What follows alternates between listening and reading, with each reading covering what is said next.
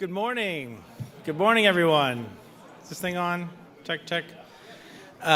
Good morning, everybody. We really appreciate you all for being here this morning. I don't know who decided that I'm not much of a morning person. I usually rely on Jason Isaac or Van Skin to get me pumped up in the morning.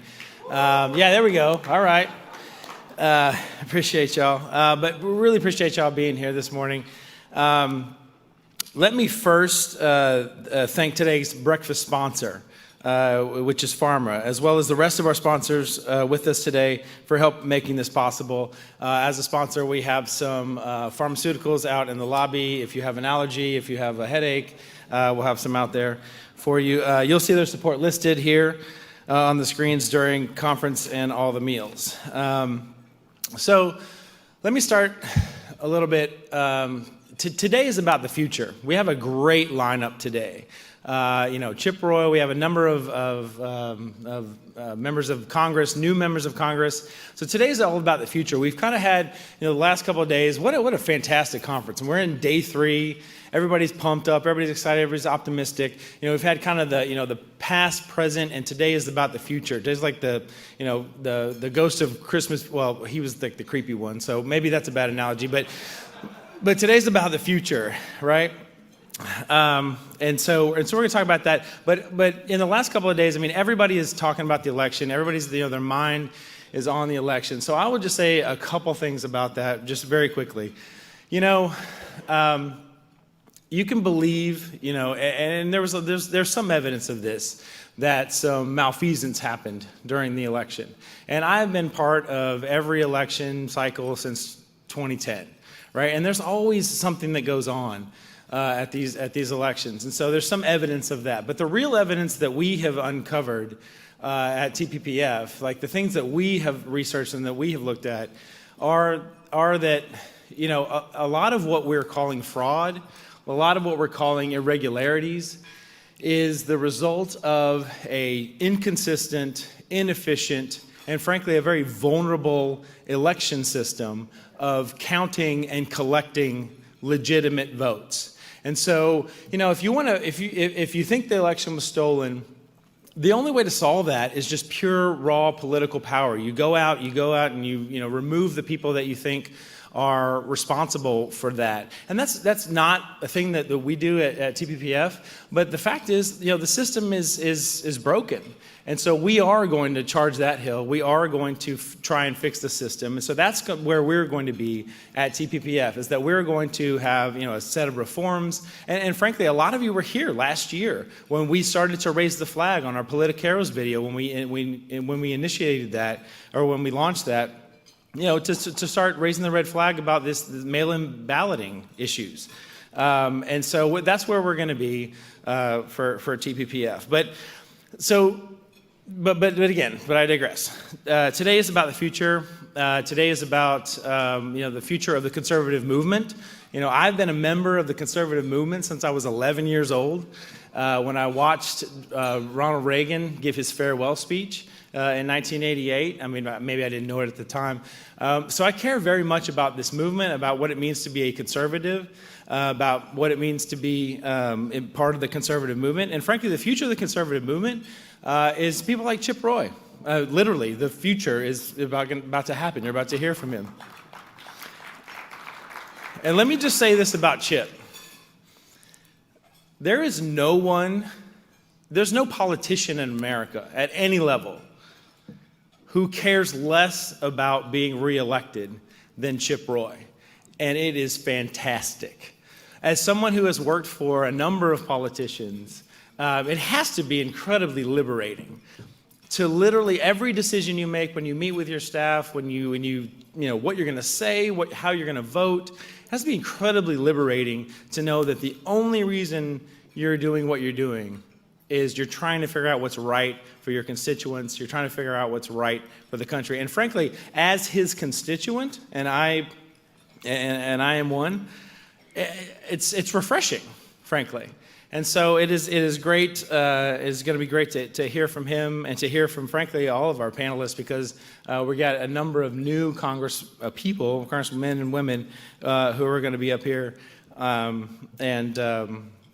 who are going to be up here and talking about the future of conservatism. So very excited about that as well. Sorry, I'm going to get my notes.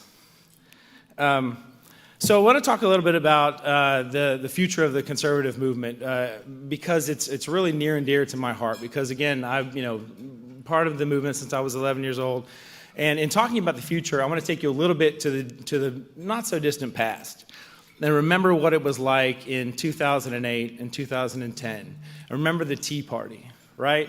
Like we were angry, we raised our fists, we pointed our fingers, we weren't polite. And we went to the Capitol and we raised our voices, and we numbered in the tens of thousands when we went out there. But remember what we did after the rally? We picked up the trash, right? Like we went to the monuments and we revered our founders. We revered the people who built this country and made it the greatest country in the history of the world. And I had this quote that's on my wall, right, in my office. It was the first thing I put up in my office when I moved. Well, that's not true. My staff is probably going to laugh at me because it took me about 9 months to put anything up in my office. But I have this quote in my office from Thomas Jefferson, and it says, "A little rebellion now and then is as necessary in the political world as storms are in the physical." Right? And this is Thomas Jefferson. A little rebellion now and then. This is it's as important what he said as what he did not say, right? He didn't say a revolution now and then. And this is a person who was acutely aware of the consequences, particularly the consequences of a successful revolution, right? He said a little rebellion now and then is as necessary in the political world as storms are. Storms, not a biblical flood, right? Storms are in the physical world. And so that is the principle that we need to get back to. Those are the values that we need to get back to. These are the constitutional, the Constitution, it provides the way for us. It isn't just values, it isn't just principles. This isn't, Nicolas Cage with a UV light on the back of the Constitution looking for words. It's right there on the front. It tells us the way. This tells us the way forward. And so that's what we need to get back to. As a conservative movement, those are the values, and that, for me, is the way that we need to get back to. And by the way, the left is going to fight back. Liberals are going to fight back. They are going to deplatform us. They are going to try and silence us. They are going to try and cancel culture us. Right? They're going to try and prevent us from raising money.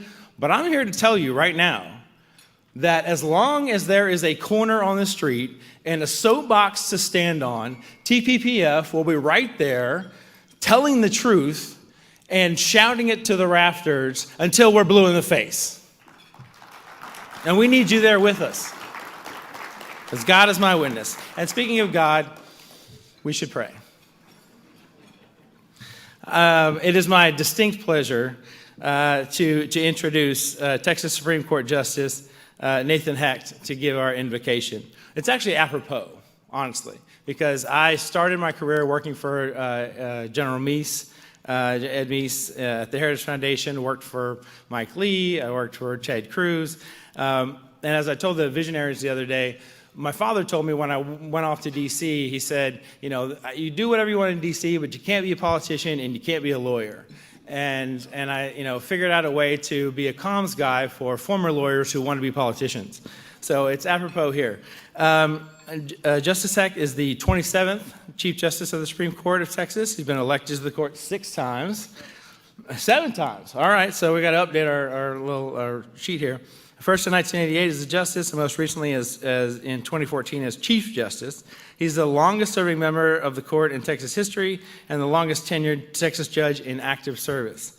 Justice Hecht was appointed by the Chief Justice of the United States to the Federal Advisory Committee on Civil Rules and is the president of the National Conference of Chief Justices. He received his bachelor's degree from Yale and graduated from SMU Law School. So please help me welcome Chief Justice Nathan Hecht.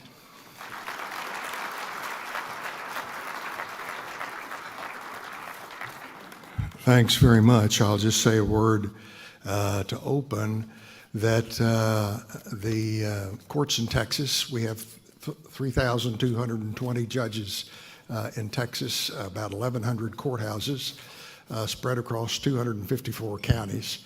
And they have worked very hard in these very difficult times to keep the doors open and justice being done. And I'm so proud of our judges here in Texas that have mustered to the call, as have a lot of judges all around the country. It's good to be with you this morning. Let's pray. Father in heaven, God of righteousness, truth, mercy, grace, power, and love, never before have we had to confront so vividly our frailties as citizens, as neighbors, as people. Health we took for granted this time last year has turned to risk for us, for our families and friends, clients and coworkers, parishioners, educators, first responders, healthcare workers. And just when we so desperately need strength to meet the historic challenges that confront us, we find ourselves historically divided as a nation and as a people. Father, forgive us. Thank you that in your mercy you have allowed us to gather here this morning in health to share ideas that can enlighten and change, ideas that bring hope. And remind us, as the teacher did when he was among us, that understanding is better than assumption, inquiry than assistance, persuasion than pronouncement, and restoration than renunciation. Reinvest in us in your great mercy through what we do here, the desire to better our world and to find ways to convince others. Amidst all our difficulties, may our time together strengthen and help. We acknowledge that the food before us is from your bounty, and we humbly ask you to bless it and us to your service as we share it together in peace. In Jesus' name, amen.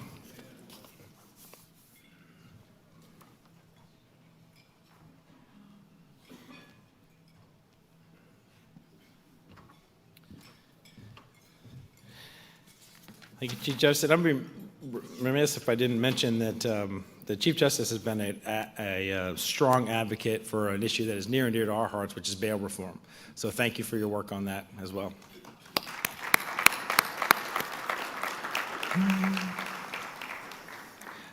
So right now I'm going to introduce a video from one of our sponsors. So we'll play that right now.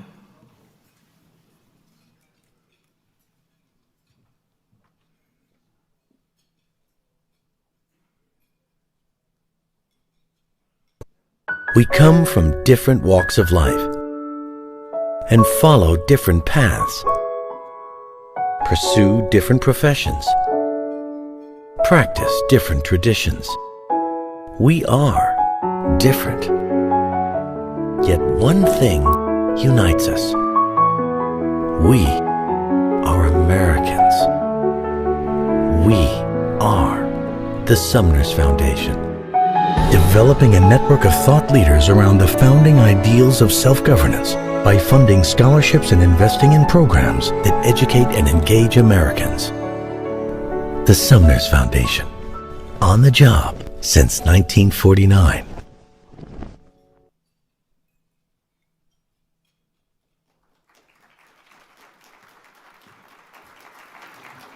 And now a message from Kevin Roberts, our Executive Director.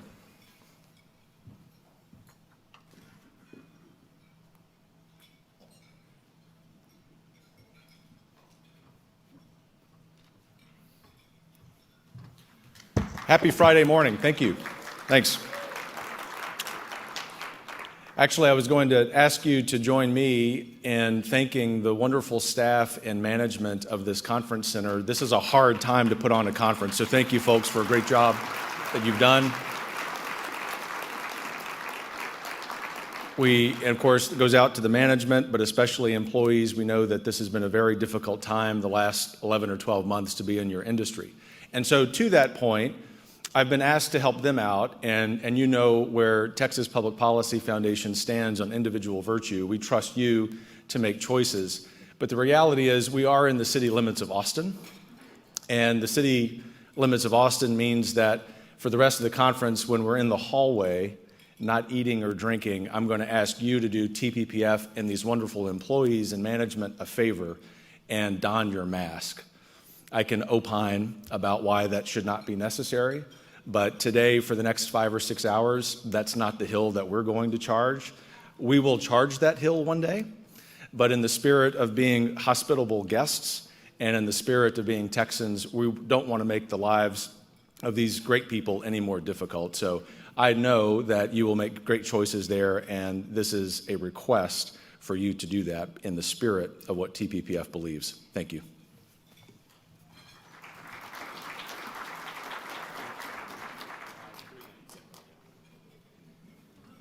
So we'll continue eating breakfast, and we will continue the program shortly. Thank you.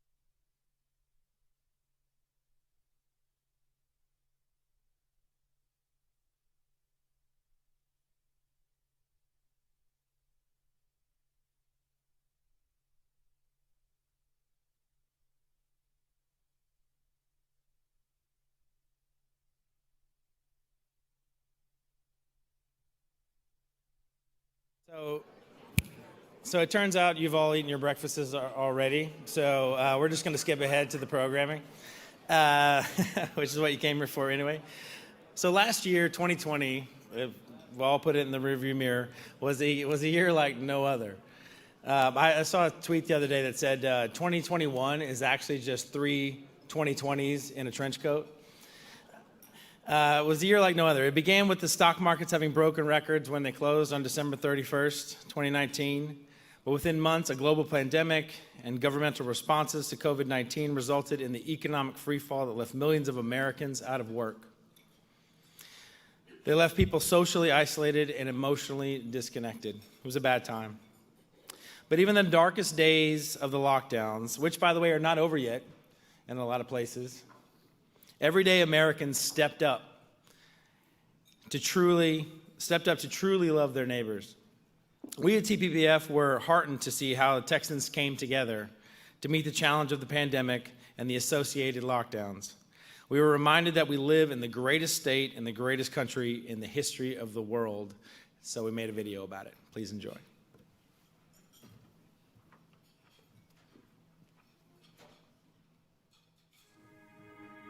My fellow Texans, what seemed to once be an abstract problem in faraway countries has landed on our shores. This crisis has led us into dark times indeed. However, dark as they may be, they are not unprecedented. Crisis is a concept the early Texans knew all too well. Brave men fought and died at the Alamo, at Goliad, and at San Jacinto to ensure that their descendants did not have to face a similar tyranny. For the last 184 years, Texans have faced similar challenges from beyond our borders and within our own hearts. Those Texans did not shirk from their responsibility, and neither will we. Now is our time to come together, not as conservatives or moderates or liberals, Republicans or Democrats, but as Texans, united in a common purpose, helping our neighbors solely because they are our neighbors. Social isolation is not the default state of humanity, and times such as these are the perfect opportunity to demonstrate grace and compassion. Social media and mainstream opinion sites are awash with those who would rather litigate blame through their own political lens rather than rolling up their sleeves and helping their friends and relatives make it through this ordeal. As a people, we are better than this. Now is the time to prove that Texas and her people are worth sacrificing for. God bless you. God bless your family and friends. And may God always bless the great state of Texas.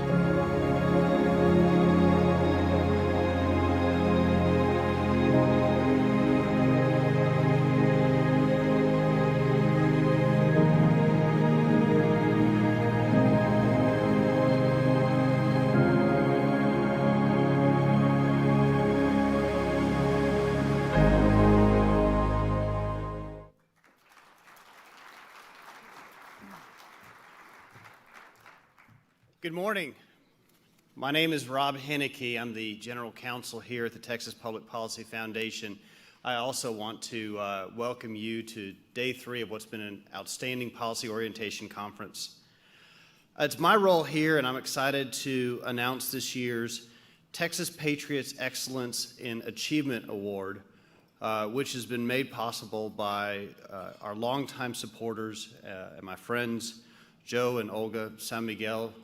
Thank you so much for sponsoring this and making this award possible.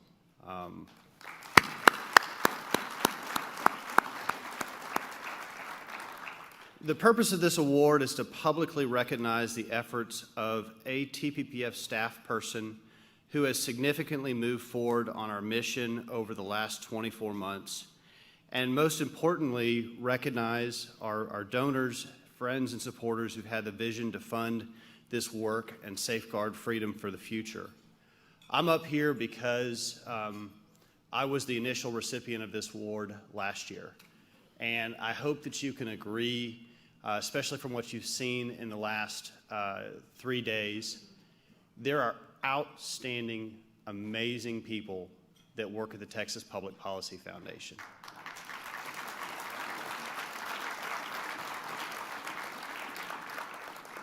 And Joe and Olga, I can certainly say that it is a highlight of my career that I was a recipient of this award last year, and I thank you personally for myself. And when I received the award last year, I assumed that this colleague, who I'm about to announce, was going to win it last year. That was my assumption, and so that was part of my surprise.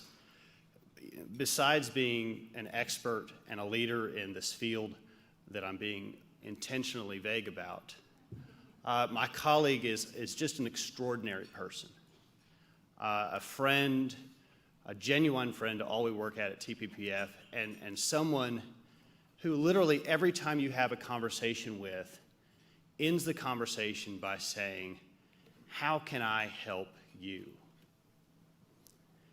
And he may understand now why he's sitting at the head table. But besides being an extraordinary person, the reason why we want to give this to David Ballot and to recognize his work is because, look, for the last 10 years since the Affordable Care Act was passed, conservatives have been against it. But we have never had a vision for what the alternative should look like until we brought David to the Texas Public Policy Foundation. He has transformed the discussion about health care to be restoring the relationship between doctors and patients and empowering people to have control over their health care. We've put forward groundbreaking solutions such as price transparency, expanded telemedicine, direct primary care, the ideas that David champions that someday soon will make your health care better, more affordable, and within your control. David's already changing the world, and so as I asked him to come up here, it's been a privilege of mine here today to announce that this year's Texas Patriots Excellent and Achievement Award goes to my friend David Ballot, the TPPF Director for Right on Healthcare.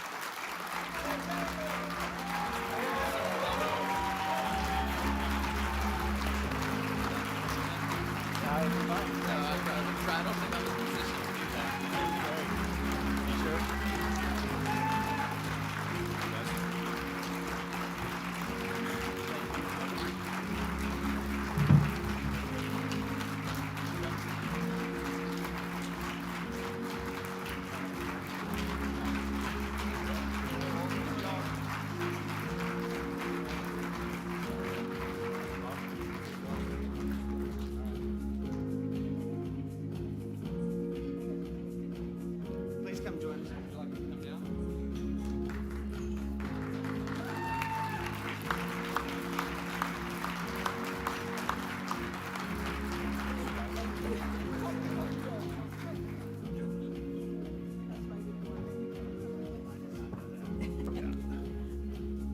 Okay. Thank you so much.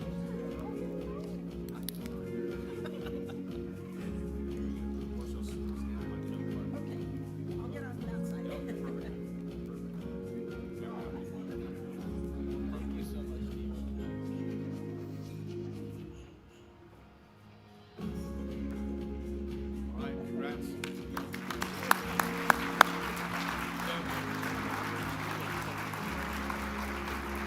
Can I help you down?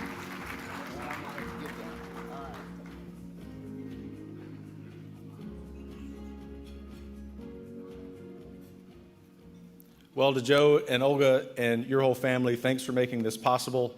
To David Ballot, congratulations and outstanding job, Rob Henneke, presenting that award.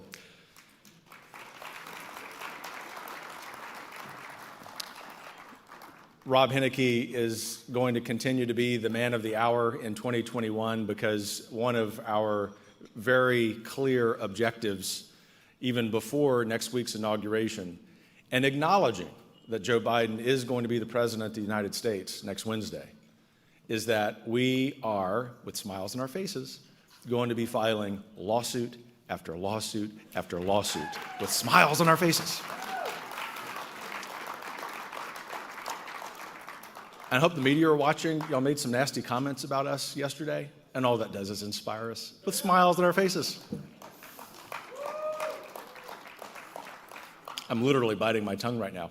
So let me say that we're in for a real treat. It's so fitting that on the day that we would honor one of our colleagues with an Excellence Award, something that all of our employees, each of our employees could certainly deserve and earn, that I'm going to sit down and have a conversation with a former TPPF colleague. Congressman Chip Roy is one of the statesmen of our age. He is a great member of Congress. Most importantly, Chip would want to be known as a great Texan, even though he has this one problem of being a Baltimore Orioles fan. Still haven't figured that one out. But we won't talk about that too much, Chip. I do want to say that, of course, Chip, at the top of his list, would say he strives to be a Christian, as we all do, or most of us do. His wife, Kara, and 2 children, of course, are the prides of his life. And we are going to have a fantastic conversation about all the issues we've discussed this week. So please join me in welcoming Congressman Roy to the stage.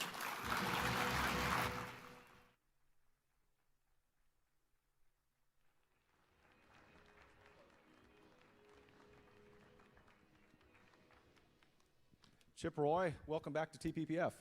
Well, it's great to be back. And look, I grew up an Orioles fan in the 1980s when it was Cal Ripken Jr. and Eddie Murray, Jim Palmer, and that was a great team. I have no apologies for that. 16 or 18 straight losses to open one of those seasons. Hey, they won the World Series in 1983, and I'm hanging on to it. This is why we get along. So I'm going to move on to something more substantive before you start bringing that harassment back my way. And that is just the acknowledgement that the last couple of weeks have had to be, for any member of Congress of either party, the most trying of your political career. And I think that our friends here today, including those online, would love just your general assessment. We'll get into some of the details, but just your general assessment of what's been going on. Well, I'm not sure it's possible. First of all, it is great to be here, and it's great to be here with so many friends. I flew back from D.C. last night. And, it's a little bit surreal right now, traveling back and talking to people and trying to take a step back and keep perspective. And I'll do my best here this morning to do so. And I'm not sure I can explain or put in context anything any more than anybody else has been seeing when you all watch the news and watch events unfold. And I will try to personalize it a little bit about what I've experienced. The one overarching point that I think is really critically important, and I'll get into my positions here in a minute, is this. What unfolded in Washington, what unfolded before the steps of the United States Capitol, goes to deeper issues in our country than the specifics of the election and the specifics of that moment. It goes to a deeper division that has been sowed by the expansive intrusion, in my view, of Washington and all focus on Washington that has been exacerbated by social media in ways that our natural ability as Americans to live peaceably together, coexisting and uniting through federalism and our different worldviews between Texas and California, New York, Florida, is being pulled apart at the seams. Those divisions are what we saw unfold last week. And I think that's what I always try to keep a perspective here. When people are angry, they're angry. They're angry about their businesses being shut down. They're angry about what's happening to their homes and their schools. They're angry that their children are being taught that America is evil. They're angry about inability to afford health care. They're angry about a lot of things that are being foisted upon them without much of a relief valve in a supposedly free society. And we should remember that as we have this conversation. Well, that's well said, and I was planning to ask this question later, but I'll introduce it now. You wrote an outstanding op-ed in the Wall Street Journal earlier this week about social media, and I'm thinking about raising this question now, Congressman, because it's relevant to what you just said. Of all these institutions of civil society, as academics like to call them, churches, Kiwanis Club, Rotary Club, for that matter, organizations like TPPF, other nonprofits, that are on the assault in part because we're so connected to social media. Why don't you walk us through not just your own decision to get away from social media for a little while, which is a big deal for an elected official, but secondly, how that's related to this larger problem that you're talking about of no longer being connected. in a real personal way. Sure, and I've used social media a pretty good amount and through my political time and before, although primarily for me, Twitter, and staff would do most of Facebook work.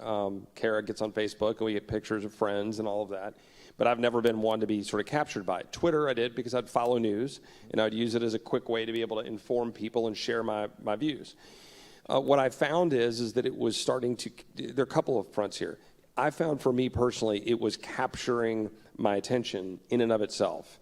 That I was going to my phone, I was going to my iPad, and I was digesting my entire connection with the universe through this vehicle. And it is becoming increasingly clear as a scientific matter that it is addictive and that it is changing the way we interact and that we focus on each other. And it is taking us away from the kitchen table. It's taking us away from the churches. It's taking us away from the old Texas dance halls, to use that as an example of community. It's taking us away from the ability to interact as human beings and look each other in the eye. But where it's important, as each and every one of you as leaders in our community knows, you sit in a boardroom and you make tough decisions for your business or for the nonprofit you work on. You make tough decisions as a family about whether to take a vacation or not, whether to send your kids to private school or not, or whether to buy a new appliance or not, whatever the choice is, because you have to make a tough choice. You have to decide and think and look. And right now we're just firing off in 144, 288 character, missives, and it's becoming central to who we are instead of America being central to who we are, right? And so I made a decision last week. I shut it all down. Indefinitely. I don't know if I'll go back or not. Told my staff we're going back to old school. We put out a statement. We put it on our website. I'll put it out. People can circulate it around. But we're going to stop. We're going to think. We're going to call people. We're going to text people. We're going to meet with people. But we're going to stop firing things off in a digital universe. And we're going to try to restore and get back to humanity and community.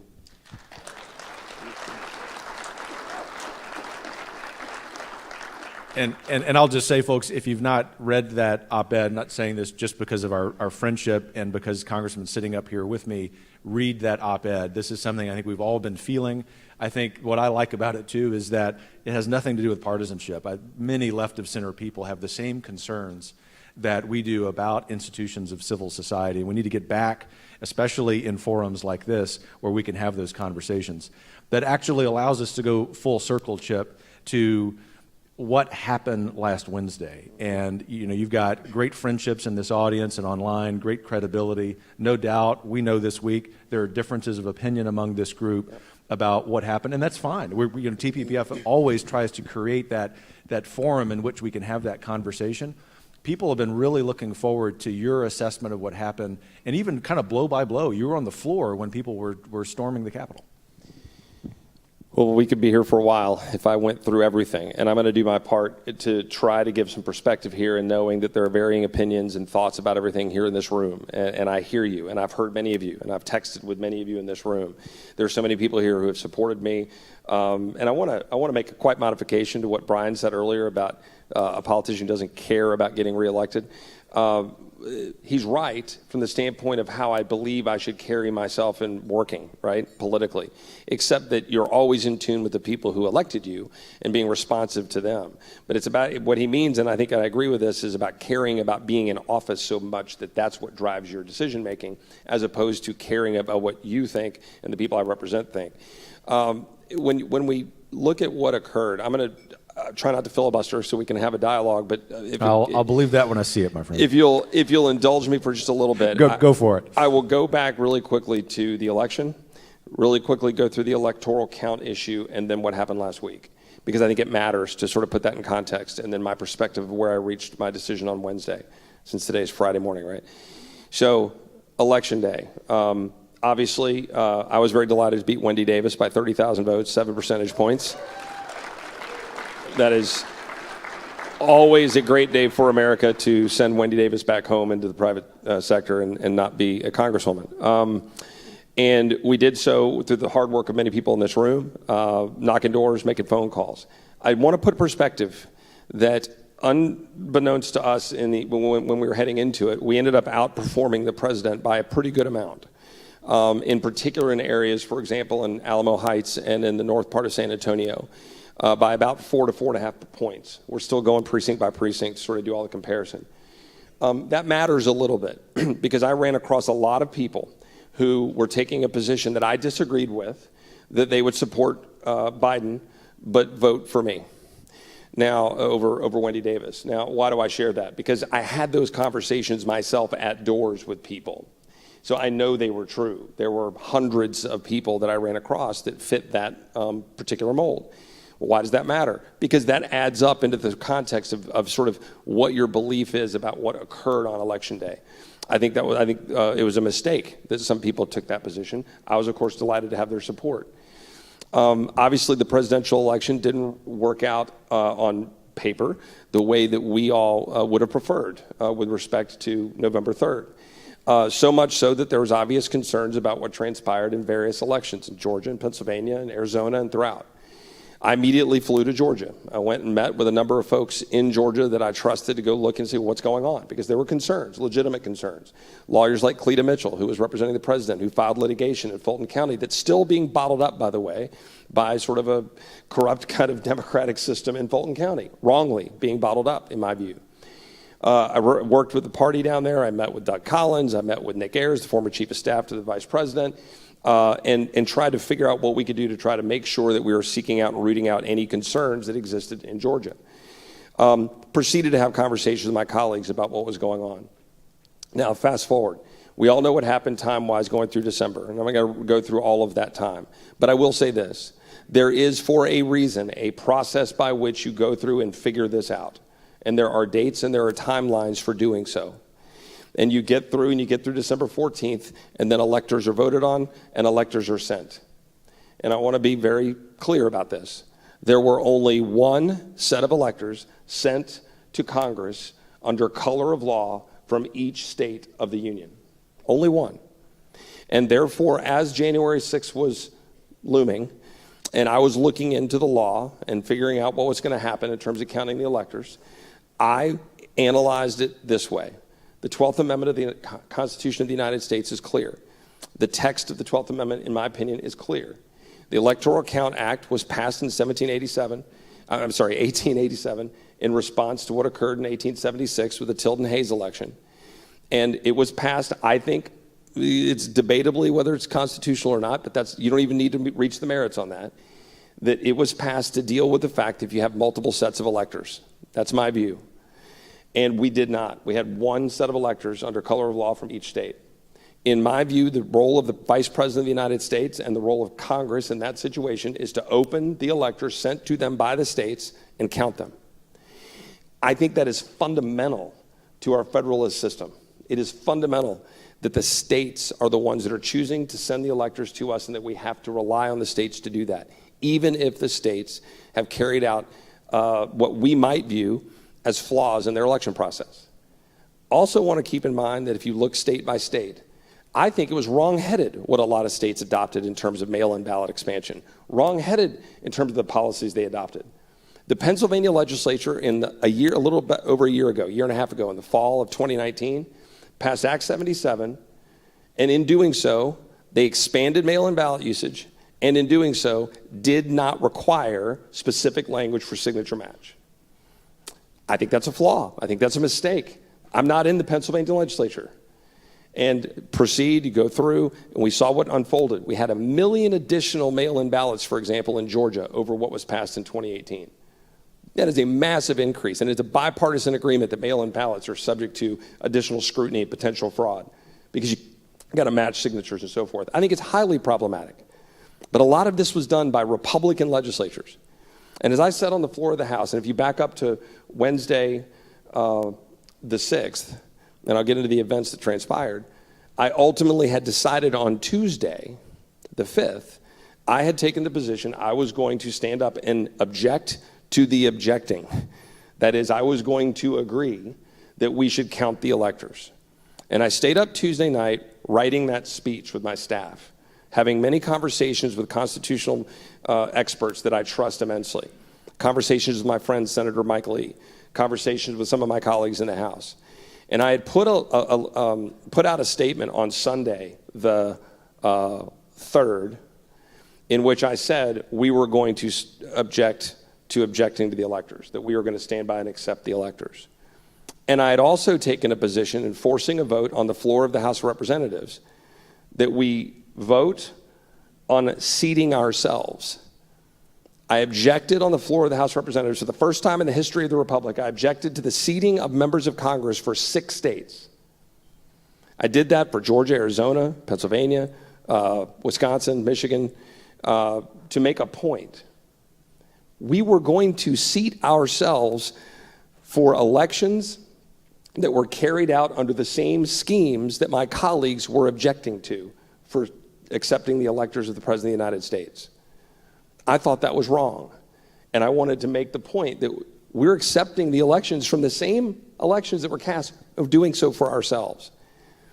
And that changed the tone of what was going on that Sunday. People had to say, well, wait a minute. How can I vote to seat myself or seat my colleague, but not accept the electors? Tuesday night, and I'll get to this pretty quickly, Tuesday night, I finished drafting my statement for Wednesday. And it's 10 o'clock, and I'm heading back to my apartment in Virginia. And my staffer and I are driving back, and I have not eaten all day. And I was like, I just need to get something. So we stopped off. There's a sports bar in Crystal City, and I stopped to get wings, basically. And no beer. The beer shut off at 10 o'clock. And I stopped, and the place was filled with MAGA Trump supporters, absolutely filled. Many people that I could see and look at that would be people that I would have seen as supporters throughout the campaign all last year. And I sit down at a little 2-seater table, and we're watching the Georgia returns coming in, and it's not looking good by this time. And we're watching the Georgia returns come in. And as I sit there and I'm listening, table by table, listening in the sports bar, literally, and I bring my staffer can back me up on this, and I texted friends that night and colleagues. Table by table, I kept hearing people say, liberals are going to be upset tomorrow when the vice president stops this steal and gives this election back to the president. I heard that repeatedly from people in that bar. I had called the sheriff of Hayes County earlier that day to tell him to look after Kara and the kids.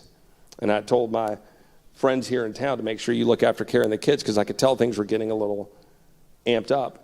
And that night, I retexted the sheriff and I said, please be keeping an eye out on Kara and the kids, because the temperature was so high. Fast forward to the events on Wednesday. I go in, I'm getting prepared for the day, trying to figure out if I'm going to speak on the floor. There's a lot I'm glossing over, but the bottom line is 1 o'clock, we're called to get down to the floor. And I spent all morning reworking my remarks again, trying to figure out what to say. I go in, we sit down, the vice president gavels us in. We accept Alabama, we accept Alaska. And then obviously there was an objection by my colleague Paul Gosar and by my former boss and friend Senator Cruz with respect to Arizona. The vice president then does what the 1887 Act says, and we split up into the 2 chambers, and we now debate. We're in the middle of debate, and now I'm seeing social media. I had not yet shut down social media at this point. So I'm seeing social media, I'm seeing what's happening outside the Capitol, and it's clearly getting very intense. I've got text messages going around from my staff, and I'm making sure they're safe and that we're trying to figure out how to keep them safe in the Longworth office building where my office is, and coming up with contingency plans. Meanwhile, we're now starting to see a lot of movement around the floor of the House chamber. And now we're starting to see Capitol Hill police start to kind of have more of a presence. Then they shut down debate for a while. And they say, guys, we're going to need to make sure everybody knows that there's been a breach in the Capitol. Now, they thought at that point it was isolated. We froze for a little bit, and then we began debating further. Now, I was about 4th or 5th or 6th in line at this point to speak. Again, I was already knowing I was going to stand up and speak, objecting to the objectors. And so I was waiting and I was preparing. So I'm down in the well, like really in the front, close to the front row, because I was getting ready to speak at the lectern. And then more information's coming out, and all of a sudden we're hearing more noise and commotion. Then they come in and they shut us down again. They get us to all hunker down in place. Now, some of us were a little less inclined to hunker and a little more inclined to figure out what the heck we were going to do next. But people were told to hunker in place, went around and locked the doors of the chamber. Police are now gathering in and around the front side of the chamber. There's now commotion that we're hearing outdoors. Now we're seeing social media saying that this is occurring, that there's been a significant breach. The Capitol Police are now telling us significant breach with significant people in the Capitol complex. Now I hear them come in and say, get your gas masks out. So we have to reach in under our seats, pull out these gas masks, figure out how to open them. We open them up. I'm sitting on the floor of the United States House of Representatives, and I'm pulling out a gas mask. Meanwhile, we're hearing more commotion. We've been told there's tear gas that's been fired in the Capitol Rotunda, and that's why we need these masks.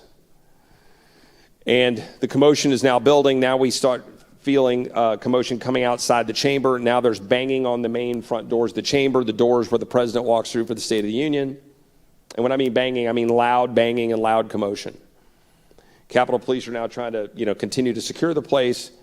A few of my colleagues are up towards that end where the doors banging is going on. I think it's somewhat noteworthy now. 3 Texans, Pat Fallon, Tony Gonzalez, and Sheriff Nels, helped barricade the door. Meanwhile, I'm down I'm ready to exit. Like, these guys are telling me I need to stay in the chamber, and I'm sitting down here, sitting duck in the floor of the House of Representatives. I'm thinking I'm going to get out of Dodge. So let me just pause here, my friend. Yeah. Sheriff Nels, Tony Gonzalez are barricading the door, but you're looking to get out.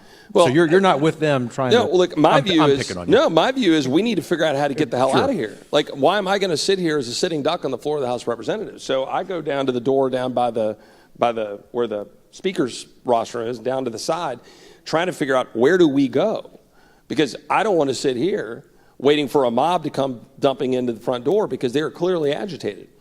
And we're sitting down here, relatively speaking, unarmed. I will not speak to who's armed and not on the floor of the House. That's a whole other debate right now. But we're, relatively speaking, as a body, unarmed. So I go down over here, and there's Capitol Police, and I said, where are we going to go? And then Capitol Police down on that side say, we want you all to come out this way. So I open that door, yell at my colleagues, Capitol Police want us to exit this way. Hold the door, we start moving the people out of the chamber. Now I'll stop detailing where we went from that point, but we exited the chamber and helped move people out and get them off the floor. And so then we get to a place where we're secured, and then we start watching the events unfold. I don't have to go through the rest of the events that unfolded that day to tell you that it was obviously concerning. Now, at any point in all of that, was I, frightened for my own well-being per se? I wouldn't say frightened. What I'd say is that we were all sitting there in a chamber with a mob descending upon that chamber without any real way to defend ourselves, for the most part, other than whatever Capitol Police could do. And as the events have seen, and we've now seen historically, they were overrun. God bless, by the way, that Capitol Police officer on the Senate side who directed those people away from the Senate chamber, where the Vice President of the United States and the United States Senate was meeting, carrying out their constitutional duty in that United States Senate chamber. So we then get secured. I had put out on social media that I will not be deterred by a mob, that we will go back to the floor of the House of Representatives and we will go carry out our constitutional duty on January 6th to count the electors, and that we will not back down in doing that. And we didn't. We went back and we counted, and the Vice President and the Speaker of the House should be commended together, along with the leadership in both the Senate and the House, McConnell and McCarthy, for pulling us all back together and doing our job and counting the electors. Well, let me just say, Congressman, that, and you and I know this, differences of opinion among conservatives, thoughtful conservatives, about some of the things that led up to that. Yep. But one of the things that we at TPPF admire about you, our former colleague, is your transparency. When you and I were talking about your coming to breakfast, you said, Kevin, I want to talk about the decision that I made. I'm not hiding from it, and I just want to thank you for doing that. Well, it's important. And so now let me explain. So I explained how I got to the place I did on electors. And look, and I have a disagreement with certain friends on that. But I believe very strongly that we should count the electors. But let me also say something about what I said on the floor with respect to the impeachment, and we can talk about that at greater length or shorter. I'm here for y'all. But I do want to say this. I was on the floor of the House of Representatives the day before yesterday, and I cannot believe this is what we were doing in the first week of being here back in Congress. I voted against the articles of impeachment. I mean, people know that now. But I also stated that I thought that the conduct of the president was impeachable. Now, there are many people that don't understand that or might take issue with that. Let me explain why. The president on January 4th, for sure, and I think prior, but certainly on the 4th in Georgia, made very specific comments about what the Vice President of the United States can and should do, in the opinion of the President, to make a decision about how to count the electors on the 6th. He did so again on the 5th. He did so openly and publicly. He did so on Twitter. He did so on the day of, on the 6th, in talking about encouraging the Vice President of the United States to unilaterally decide not to count the electors sent for counting by the states. I believe that the Vice President of the United States has an obligation under his oath of the Constitution to count those electors. And I believe that the President encouraging him to do otherwise was wrong. And doing so publicly, doing so loudly, I believe led directly to a belief by many of the people on the mall that something could transpire on the 6th that could not transpire. And that was a problem, y'all. It was suggesting that the president could be left in power or put back in power. And that was never going to happen on the 6th. And it was why there were people, if you watch the video, there were people marching through the United States Capitol chanting, "Hang Mike Pence."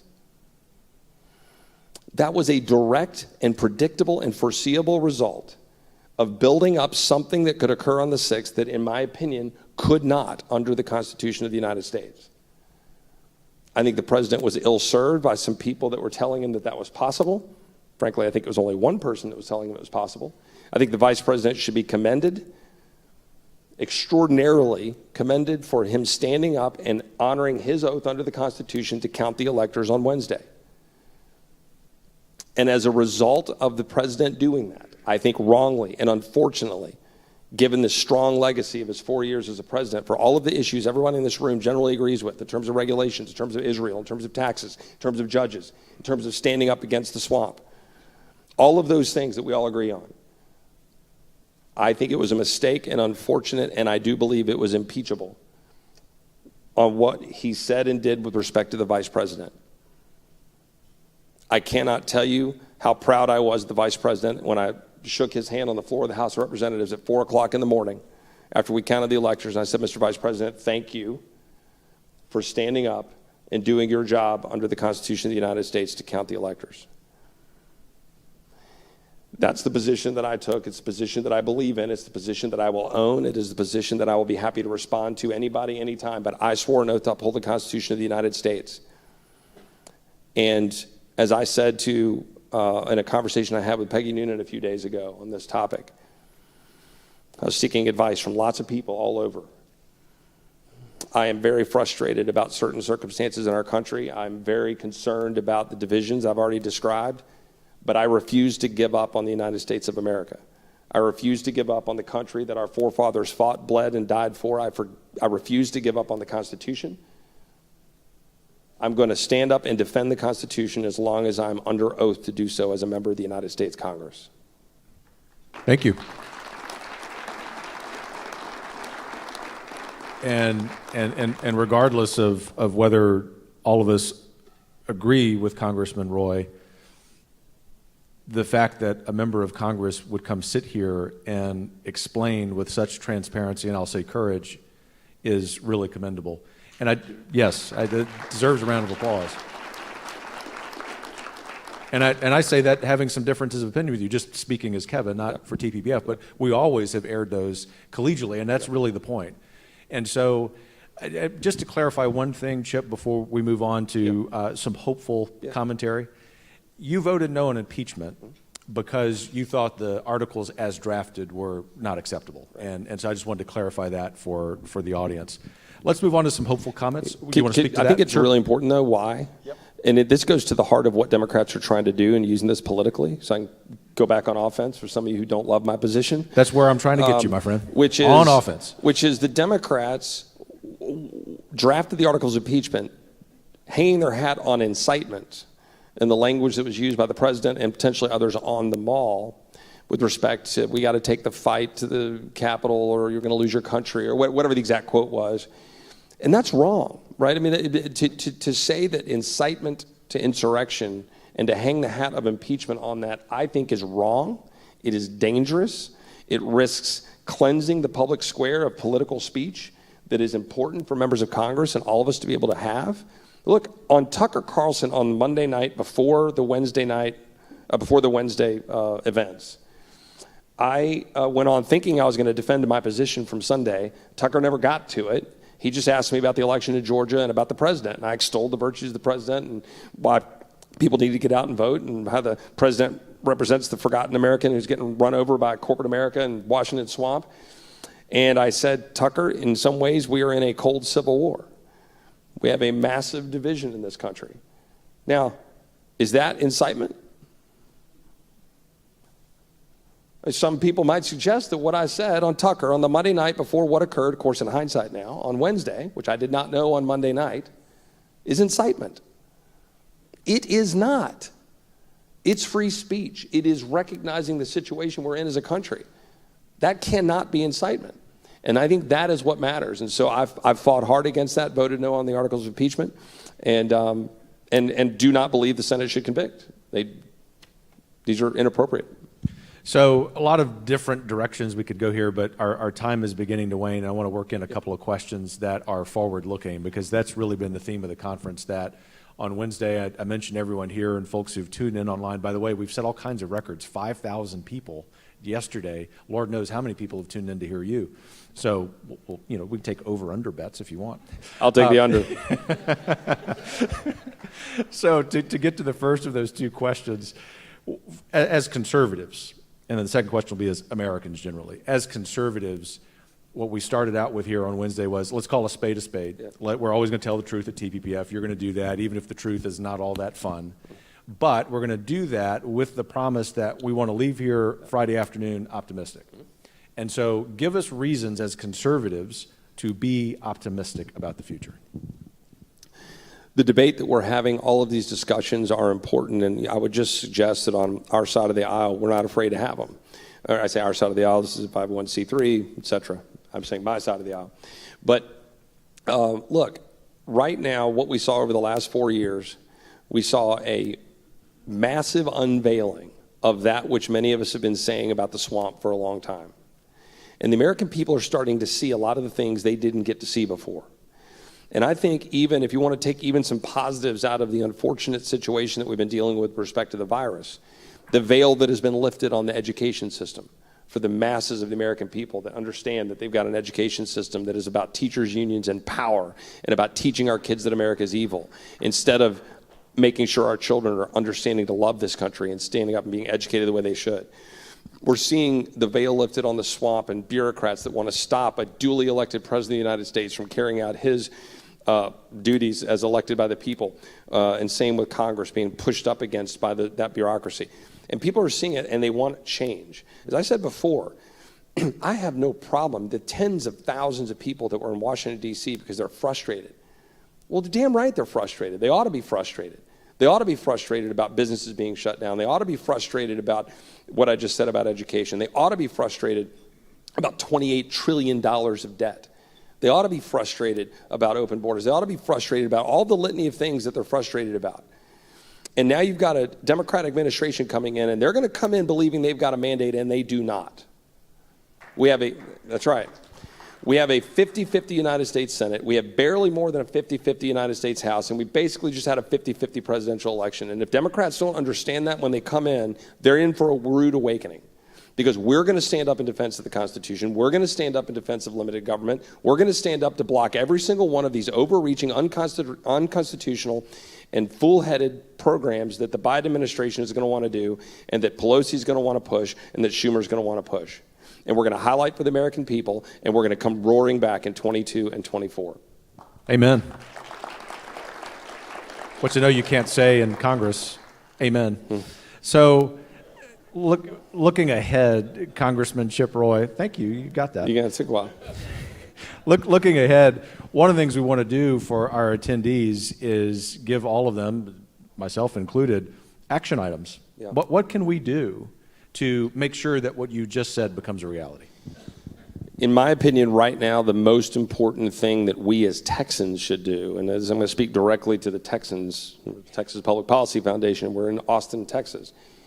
We need the strongest Texas legislative session in the history of this state. Amen to that, too. We need this Texas legislature, along with this Texas leadership, to stand athwart Washington loudly and clearly. When Washington says they're going to ban fracking, Texas needs to tell them to pound sand. When Washington says that they're going to tell us how to teach our kids, this state needs to say pound sand. When Washington wants to step into our lives with respect to every ounce of raising our children, how we go to church, whether businesses are open, whatever's going on, this state as an entity, as a part of the union, as the leading part of the union, needs to tell Washington no, loudly and emphatically, because you can't leave it to just individuals. We need the power of 30 million Texans standing up on that wall for liberty and saying no. And it matters if the Texas legislature does it. It matters if the governor and lieutenant governor does it. It matters if this organization is standing up and doing it and litigating it in court. It matters because we send a loud message that we're not going to just roll over. And look, we saw things that troubled us in terms of what happened at the Capitol. And I will stand up as a former federal prosecutor in defense of the rule of law because it is what sets us apart as a nation. But we also have to be willing to say no. I have publicly said if I were a local small business, I would open my doors. I would not bow down to the tyranny of local tyrants telling me I cannot manage my own affairs. There is a fine line, and we are walking that fine line, and we need to be champions for freedom and liberty, and that's what the state of Texas represents. Well, Congressman, thanks for being here. Would all of you please join me in thanking him for a great conversation? Thank y'all. Have a great day. Thank you.